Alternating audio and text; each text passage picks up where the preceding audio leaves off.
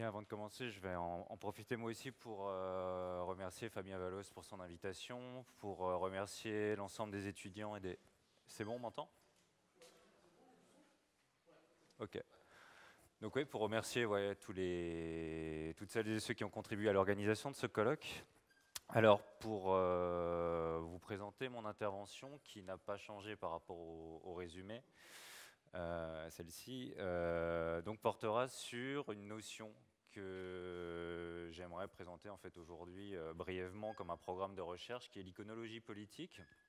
Et cette notion d'iconologie politique en fait fait suite à un petit ouvrage que qui est paru en cours d'année dernière aux presses universitaires de Vincennes sur les études visuelles, qui est un petit livre de présentation des études visuelles anglo-américaines, champ qui fait partie de ce vaste spectre de théories contemporaines qu'on appelle les studies, donc qui porte voilà, sur les études visuelles, visual studies, et qui essayait en fait d'en définir un certain nombre de contours intellectuels, d'origine, de trajectoires de concepts, de trajectoires de courants de pensée. Et dans la réflexion en fait sur ces études visuelles anglo-américaines, il y a tout simplement un aspect que j'ai minoré, qui est cette question de la relation texte-image qui nous réunit pendant ces 2 jours. Et c'est autour de cette notion d'iconologie politique en fait, que j'aimerais la traiter. Donc cette iconologie politique, en fait, elle a une connexion avec un concept d'iconologie qui a été revisité dans les années 80 par un auteur dont on s'accorde à dire qu'il est l'un des instigateurs en fait, de ces études visuelles anglo-américaines, qui est W.J.T. Mitchell, William John Thomas Mitchell, dont l'ouvrage Iconologie, image, texte, idéologie a été traduit en 2009 aux éditions Les Prairies Ordinaires et qui a été initialement publié en 1986 aux États-Unis aux presses universitaires de Chicago. Et par iconologie, pour vous le dire vraiment extrêmement brièvement, Mitchell entend l'ensemble des relations entre visibles et dissibles dans leurs relations affectées, on va dire, c'est-à-dire tout ce qui est de l'ordre de la relation amour-haine qui peuvent être identifiées, qui peuvent être pointé entre le visible, le dissible, entre le texte et l'image. Donc ça n'est pas une iconologie au sens warburgien classique qui consiste en fait à penser les images, les relations entre les images et voir comment est-ce que des survivances de motifs peuvent exister, revenir à différents moments de l'histoire. Ça n'est pas une iconologie au sens panofskien, au sens d'une interprétation des œuvres d'art avec, on le connaît, voilà, avec un certain nombre de strates que l'analyste doit identifier, en tout cas un certain nombre d'étapes par lesquelles l'analyste doit passer pour arriver à toucher ce que Panofsky appelait l'horizon symbolique d'une époque, d'un tableau spécifique à travers sa situation dans une époque particulière. Mitchell, c'est vraiment l'étude très générale, très large au départ de cette relation affectée qui voilà, unit le visible et le dissible. Donc moi, mon objectif en fait dans cette présentation, c'est tout simplement de vous en faire un tour d'horizon, et j'aimerais, ce faisant, en passer par 3 grandes étapes. Tout simplement, vous remettre en perspective les études visuelles, parce que les études visuelles elles-mêmes, comme champ intellectuel, sont un objet de ce que j'appelle l'iconologie politique. Donc, traiter l'iconologie politique, c'est aussi vous remettre ces savoirs en fait dans une perspective historique. Je toucherai également à l'art conceptuel, à travers un cas qui, à mon sens, est très représentatif de cette question. Et j'en viendrai, si j'en ai le temps, dans ma conclusion, aux 7 modèles de relations texte-image qui ont été pointés par Fabien Valos et par les étudiants du laboratoire FIG. Non pas pour en rajouter une 8e ou pour en discuter l'une ou l'autre spécifiquement, mais pour opposer au simple concept de relation, un concept qui a une fortune critique extrêmement importante dans le monde anglo-américain, dans les études culturelles plus largement, qui est le concept d'articulation, à savoir, si on étudie, si on réfléchit brièvement à la relation texte-image à partir de ce concept d'articulation, en fait, qu'est-ce que ça nous permet et comment finalement envisager plus largement la relation texte-image dans ces connexions politiques, c'est-à-dire comment est-ce que la relation texte-image peut être prise dans des schémas culturels plus larges. Donc ça, ce sera ma conclusion, mais elle renvoie d'emblée à la première citation que je vous projette, qui est une citation donc extraite d'Iconologie de Mitchell, où Mitchell dit la chose suivante: l'histoire de la culture est en partie l'histoire d'une longue lutte pour la domination entre signes picturaux et linguistiques, chacune des parties revendiquant des droits de propriété sur une nature qui lui serait propre. C'est une citation qui, moi, m'a toujours paru intéressante parce qu'en fait, elle dit quoi? Des études visuelles comme champ théorique qui se sont greffées sur ce programme. Tout simplement, c'est qu'on considère l'histoire de la culture, c'est-à-dire ça n'est pas une histoire visuelle ou une théorie visuelle qui en reste aux images et qui tourne toujours autour de la question du visible et de l'image. Le but, c'est de penser une histoire culturelle, donc de faire plus largement ce qu'on appellerait des études culturelles ou des cultural studies, et de procéder également à l'étude historique de cette culture, qui peut s'envisager, donc, comme le dit Mitchell, à travers non pas une lutte des classes, non pas à travers une lutte des races, non pas à travers une lutte d'un certain nombre de phénomènes sociaux dont l'articulation va être motrice de l'histoire. Pour Mitchell, l'opposition entre visible et dissible est elle-même motrice d'un certain nombre de schémas culturels et d'un certain nombre d'évolutions.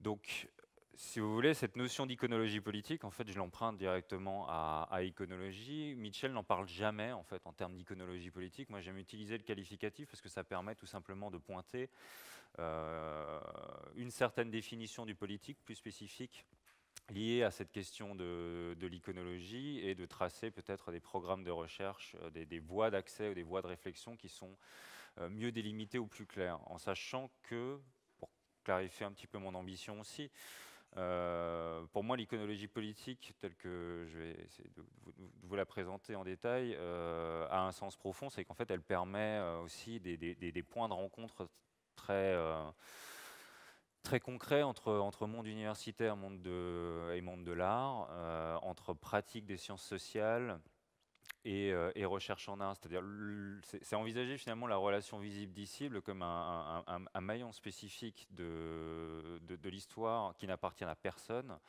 un objet qui peut permettre d'envisager des perspectives de dialogue, et j'insiste sur cette notion de politique, c'est-à-dire sur la spécificité politique qui est attenante à la relation texte-image. Alors, l'iconologie politique, là je passe rapidement sur ce point-là, c'est une notion finalement qui n'a pas aussi qui ne jouit pas vraiment d'une grande fortune critique. Alors autant l'iconologie évidemment c'est une discipline liée à l'histoire de l'art et à son histoire, autant la notion d'iconologie politique, elle peut aussi être réinvestie tout simplement parce qu'elle n'a pas d'occurrences très nombreuses dans le champ francophone. Elle renvoie à un certain nombre de travaux germanophones, chez Reinhard Koselleck, chez des historiens des idées, Georges Didier Huberman aussi s'en revendique à certains endroits, ou en tout cas classe un certain nombre de savoirs liés à l'histoire de l'art germanophone autour de cette notion. Et finalement, par la notion même d'iconologie politique, il y a quelque chose de l'ordre d'un réinvestissement possible.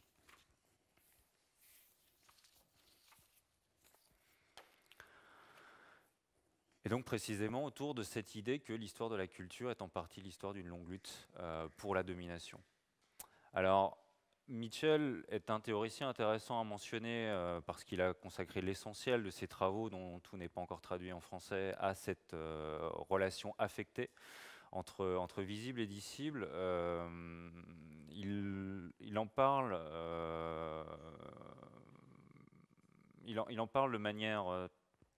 En gros, le sens profond de ses travaux à l'origine, c'est d'opposer la notion d'iconologie à la notion d'idéologie. C'est-à-dire de voir que la notion d'idéologie, qui est un des concepts centraux de la théorie marxienne, est un concept qu'on peut très utilement confronter à la notion d'iconologie. Pourquoi ? Parce qu'il y a une réversibilité qui est à la base de ses premiers travaux, c'est de dire que toute iconologie est idéologie, à savoir toute théorie de l'image qui voudrait trouver une essence des images, une ontologie des images, finira toujours à un moment ou à un autre par plaquer des arguments d'ordre idéologique, Pour vous esquisser le spectre de ce que ça peut croiser, Mitchell s'intéresse à la théorie pré-romantique des relations entre poésie et peinture, texte et image encore une fois. Et lorsqu'il est question chez des théoriciens comme Gotthold Ephraim Lessing dans le champ germanophone ou Edmund Burke dans le champ anglophone, de penser en fait la relation entre poésie et peinture, de définir une essence, quelque chose qui va véritablement permettre de dissocier les deux modes, des arguments de genre, des arguments de race, des arguments de nationalisme également, puisqu'on est quand même dans une Europe du XVIIIe siècle où les États-nations se forment. Donc considérer que la peinture, la poésie relève d'une sphère qui peut être la sphère germanique à un moment, la sphère anglophone à un autre moment, ou voilà, critiquer le fait que tel genre sera français, sera allemand. C'est immédiatement en fait essayer de classer derrière des arguments nationalistes des choses qui sont non pas présentées sur un mode, sont présentées sur le mode de l'essence en fait. C'est-à-dire c'est arriver à trouver une théorie, quelque chose qui va vraiment spécifier la nature ontologique d'un médium artistique, et dans le même temps ce sont des arguments qui sont des arguments de l'époque et qui sont pris dans cette histoire politique.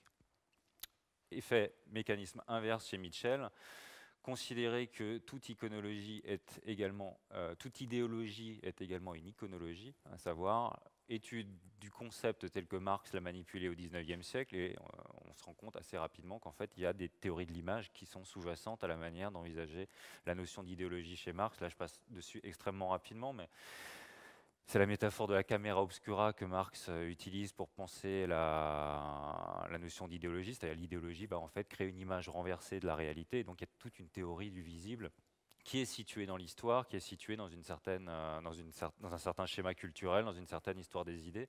Et donc utiliser la notion d'idéologie pour discréditer tous azimuts tel ou tel argument, c'est toujours se fonder en fait sur une théorie de l'image. Donc avant d'utiliser le concept d'idéologie, trouver la théorie de l'image qui va convenir à son concept. Donc pour Mitchell, c'est ça. Il y a pour moi en tout cas, cette réflexivité est quelque chose d'extrêmement intéressant et d'extrêmement pertinent, c'est-à-dire c'est pas une théorie des relations texte-image parmi d'autres, ça apporte véritablement quelque chose. C'est, pour avancer un peu dans mon propos, il y a quelque chose de plus pertinent dans le propos plus tardif de Mitchell, c'est d'envisager dans le discours savant lui-même comment est-ce que une politique texte-image est à l'œuvre, et quels sont les impératifs auxquels il va s'agir de répondre pour tenir en fait les situations dans lesquelles se retrouve l'exégète devant une image particulière. Considérons la relation texte-image dans un manuel de synthèse de termes critiques en histoire de l'art. Mitchell nous dit la chose suivante. Si l'histoire de l'art se résume à l'art de parler pour et sur les images, dès lors il s'agit clairement de l'art de négocier la frontière complexe et disputée qui sépare les mots des images. Il s'agit de l'art de parler au sujet et à la place de ce qui est muet, voiceless, de représenter ce qui ne peut se représenter soi-même.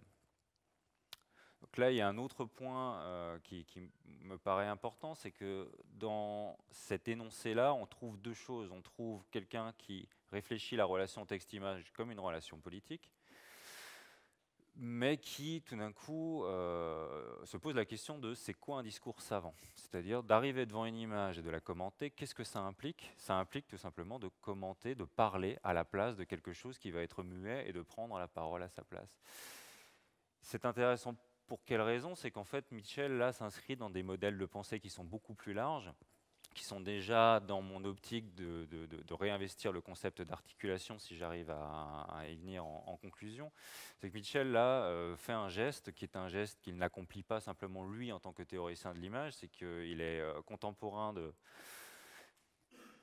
ce qu'on appelle les études subalternes, les études postcoloniales qui se sont développées voilà, dans une trajectoire d'idées que je ne peux vraiment, là encore une fois, qu'esquisser. C'est lié à une certaine histoire du marxisme dans le champ indien, lié au colonialisme britannique au XIXe siècle et à la décolonisation durant le XXe. Le discours sur les subalternes, c'est tout simplement envisager que dans une situation de domination spécifique, un sujet énonciateur ne puisse pas être en position sujet de son énonciation et donc se retrouve muet ou muette, c'est-à-dire impossibilité qu'un discours puisse trouver une position sujet d'énonciation.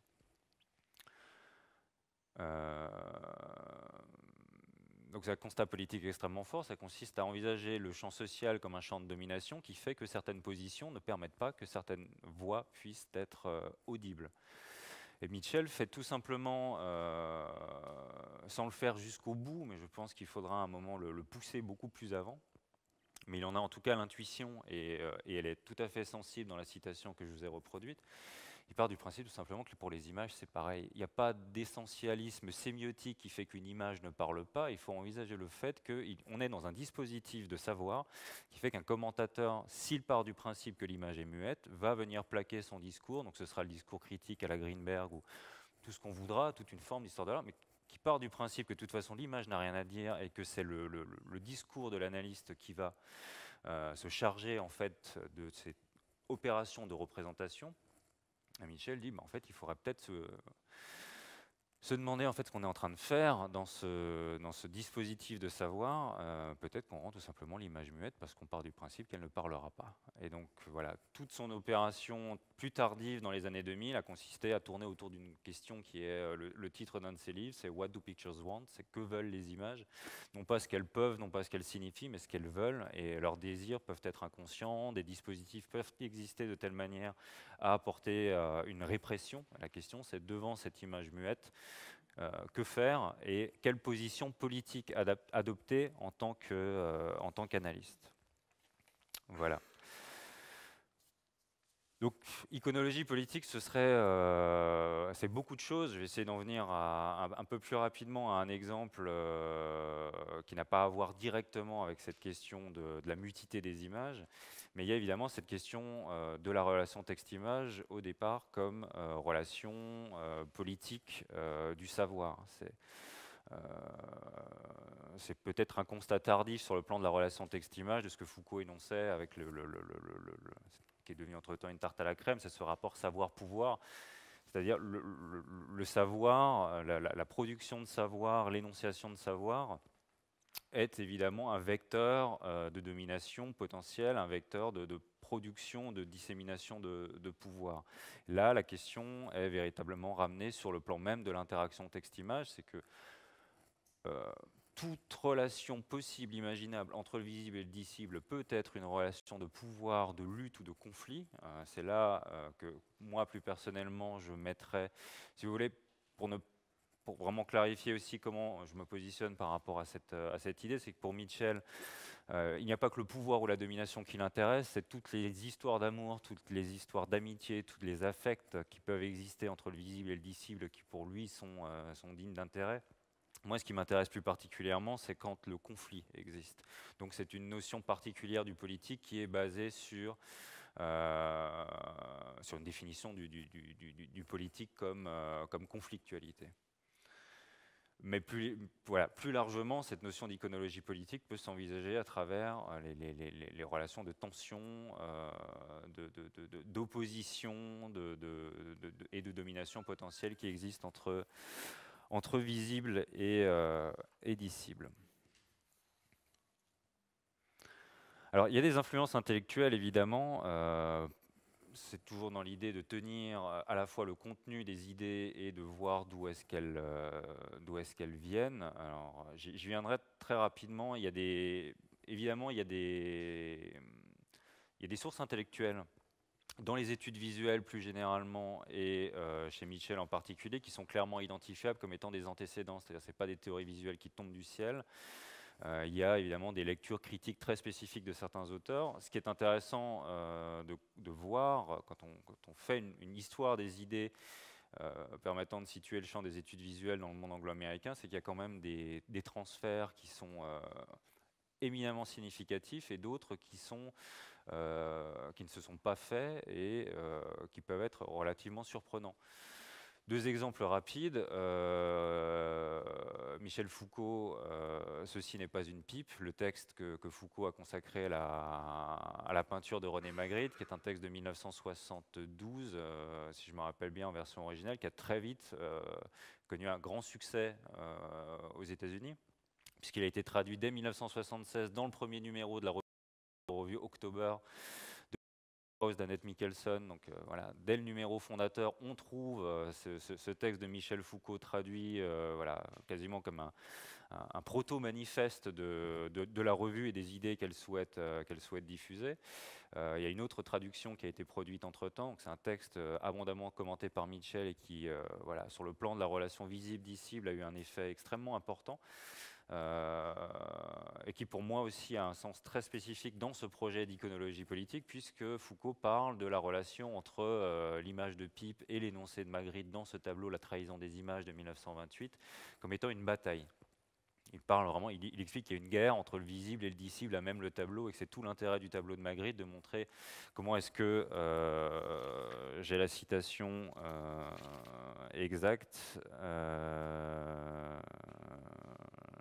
je pense.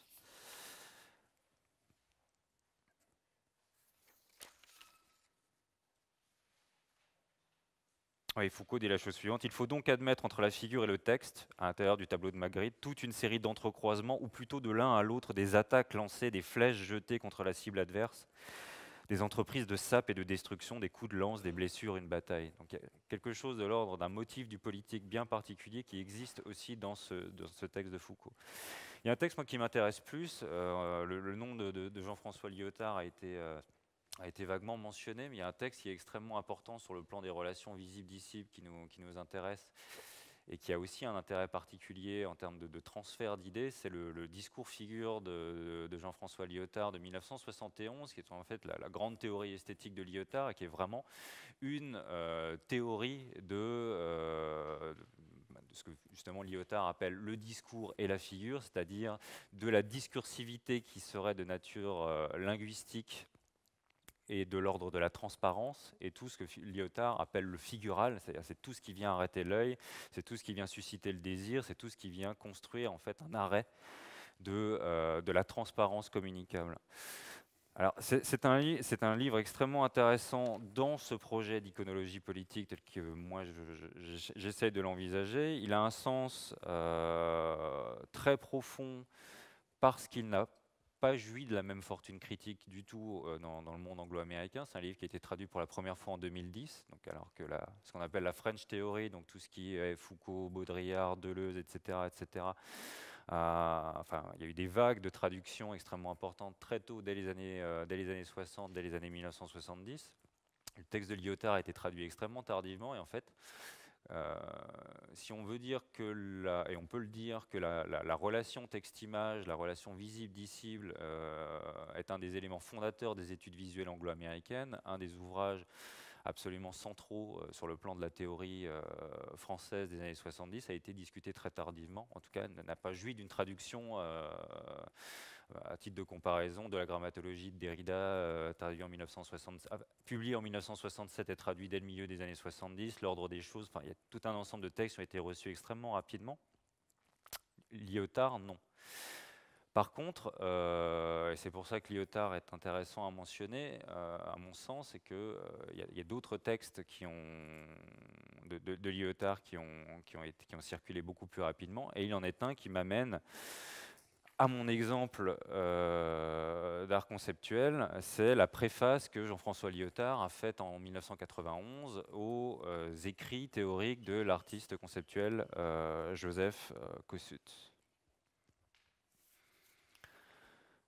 Si vous voulez, ce que je veux essayer d'esquisser à travers le cas de Kosuth, c'est comment discours figure de Lyotard n'est pas simplement un texte théorique fondateur ou important sur le plan d'une iconologie politique, c'est-à-dire de l'opposition du visible et du dissible, du discursif et du figural comme rapport politique, c'est que le livre même s'articule à un cas, Et ce cas, c'est celui des blow-up de Joseph Kosuth, qui est voilà, une des séries d'œuvres fondatrices de l'art conceptuel américain de la fin des années 60. Donc, ce sont ces définitions de dictionnaire agrandis photographique que Kosuth a utilisé voilà, d'abord avec des séries, One and Three Chairs notamment à partir de 1965, en utilisant définition de dictionnaire, reproduction photographique d'une chaise et chaise exposée, les trois éléments présentés dans le même espace. Puis Kosuth avec la série Art as Idea, à partir de 1966-67 si ma mémoire est bonne, commence à proposer des définitions de dictionnaire seules sous la forme des blow-up. Et Kosuth, à la fin des années 60, arrête cette production en expliquant la chose suivante. Il y a un gros problème dans la manière dont on perçoit mes blow-up, c'est qu'en fait on les regarde comme étant des tableaux pop, on les regarde comme étant des images, alors que moi j'ai la ferme ambition de vous faire passer de la signification et du sens, donc vous m'emmerdez. Et donc j'arrête de proposer mes définitions de dictionnaire. Il déclare la chose suivante en 1973 dans un entretien avec Achille Bonito Oliva. Parce que je veux séparer l'art de son existence physique dans le monde, en un certain sens, vous n'avez pas à leur coller, donc au panneau définitoire, au blow-up, un sens esthétique, mais au bout d'un moment, les gens les ont considérés comme des peintures. Alors, c'est un cas extrêmement intéressant. Pourquoi? Parce qu'on a un artiste qui propose quelque chose qui est reçue d'une certaine manière, la manière ne le convainc pas, il en tire un problème, et donc il change de stratégie.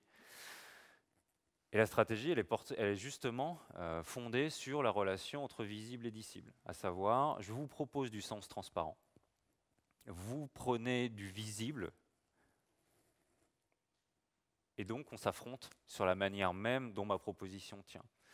Ce qui est intéressant, c'est que quand vous lisez la préface que Jean-François Lyotard, donc auteur de Discours Figures, peut-être que j'ai essayé vraiment très brièvement de le résumer, quand vous lisez la préface que Jean-François Lyotard écrit en 1991 pour les écrits de Joseph Kosuth, il vous dit la chose suivante.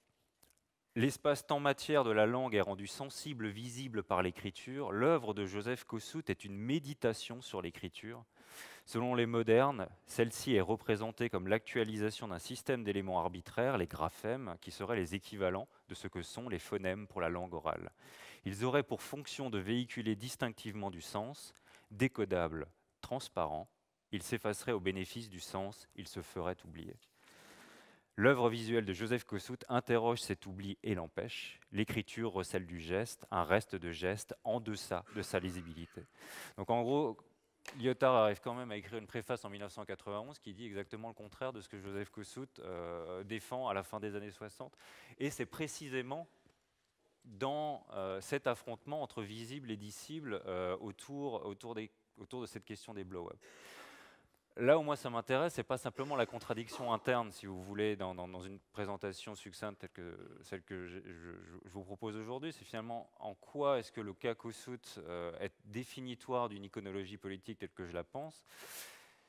C'est qu'il y a justement un rapport de perception d'un public par rapport à une œuvre telle qu'elle est présentée. Il y a un rapport différentiel entre cette préface qui est écrite 20 ans plus tard et le fait que, en fait, tout simplement, la clé même de ce qui arrive à Joseph Kosuth dans sa situation de proposition artistique, c'est ce que Lyotard définit dans Discours Figures exactement au même moment, au tournant des années 60-70.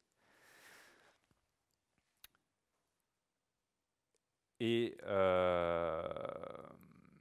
il y a un affrontement politique sur la manière en fait, de saisir le sensible de cette œuvre. Pour Kosuth, il y a la volonté de transparence. Pour une certaine réception, il y a une opacité. Mais la transparence, pour Kosuth, elle n'est pas simplement sur le fait de défendre, à mon sens, ça c'est une interprétation, en gros il défend l'autorité, il défend sa voix sur la légitimité à définir l'œuvre telle qu'il l'entend. Et il la définit dans un rapport politique qui n'est pas le rapport texte-image, il est celui-là très textuel, il dit en fait je ne veux pas du critique d'art, je veux pouvoir parler de ma propre voix, et donc ma propre voix compte parce que c'est celle qui va vous donner en fait la clé de l'œuvre. Il y a en fait un affrontement à ce moment-là qui est extrêmement sensible dans les propos, dans les écrits de Joseph Kossut de cette époque-là. On a évoqué hier assez rapidement une exposition de 1970 qui s'appelait Information, qui s'est tenue à New York, si je ne me trompe pas, oui, en 1970, où Joseph Kossut a écrit un texte dans lequel il déclarait la chose suivante. Définition de l'art conceptuel. L'art conceptuel est une élaboration, une réflexion qui porte sur l'ensemble des implications de l'ensemble des aspects du concept d'art, en raison de la dualité perception-conception impliquée par l'art du passé. Un intermédiaire, le critique, semblait nécessaire. Cet art annexe les fonctions du critique et rend en même temps l'intermédiaire inutile. C'est-à-dire, il y a une fonction d'intermédiation entre le texte et l'image qui pose problème, et en fait, la véritable, ce que Mitchell appellerait la dimension idéologique, c'est qu'en fait, ça se joue ailleurs, c'est la dimension intermédiaire entre l'artiste et le critique. Qui a voix au chapitre pour dire ce qui est et pour arriver à tenir cette autorité-là. Et donc, pour moi, la notion d'iconologie politique, donc rapport politique du visible et du dissible, elle se tient, pour essayer de tendre vers ma conclusion, puisque le temps a quasiment écoulé. C'est une série, j'utilise une première fois le terme, d'articulation entre différents rapports politiques visibles-dissibles. C'est-à-dire ce qui fait tension dans la manière de percevoir soit une transparence, soit une opacité, c'est-à-dire la valeur même de l'écriture dans les blow-up de Kossut, ça vient s'articuler à un rapport politique entre l'artiste et le critique, de savoir qui a voix au chapitre et qui a la possibilité de parler.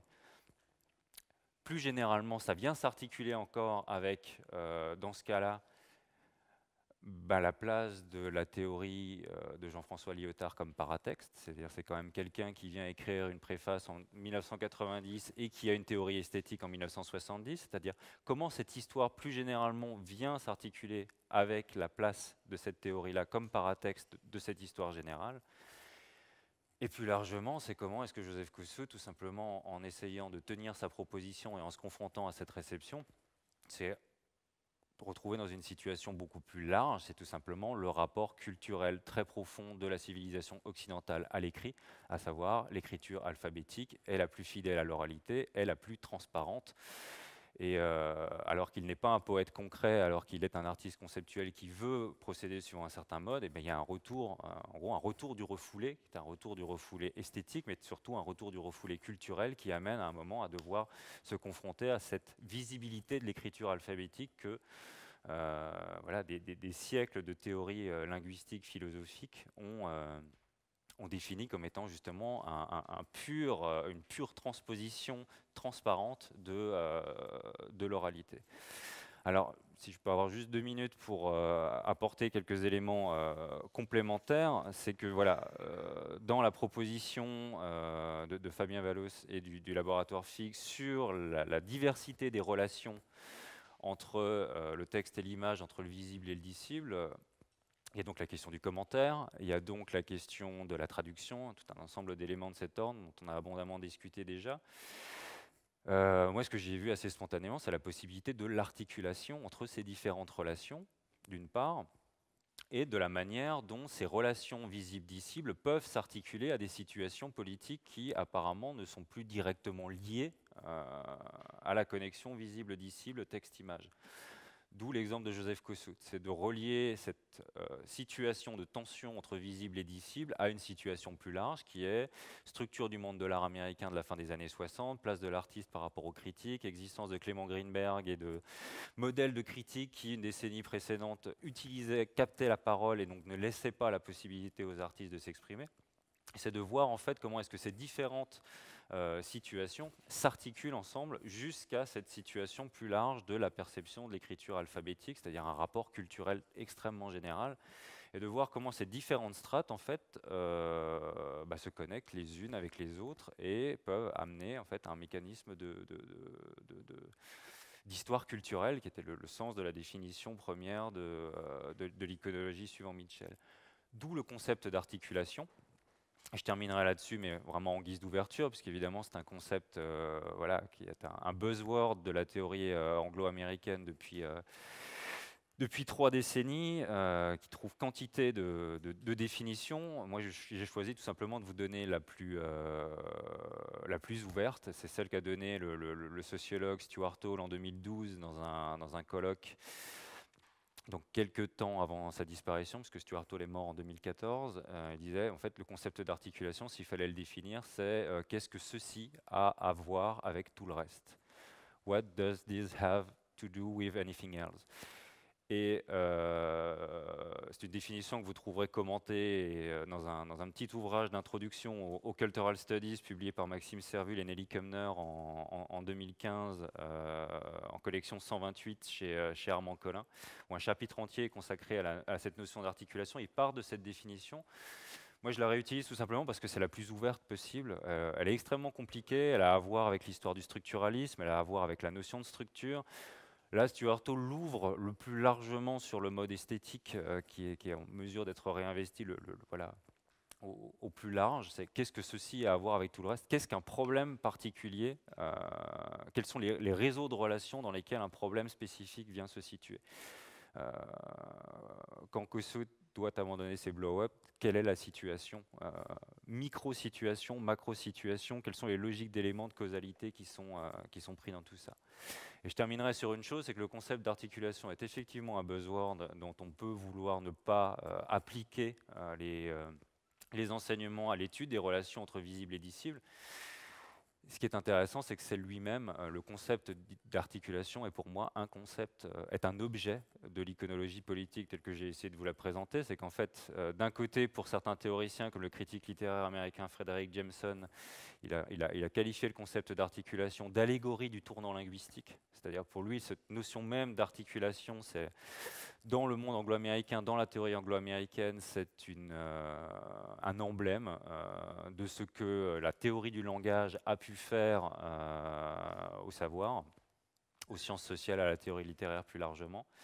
Et un autre théoricien américain de la culture qui s'appelle Lawrence Grossberg a défini l'articulation comme l'art de faire, de défaire et de toujours refaire les relations.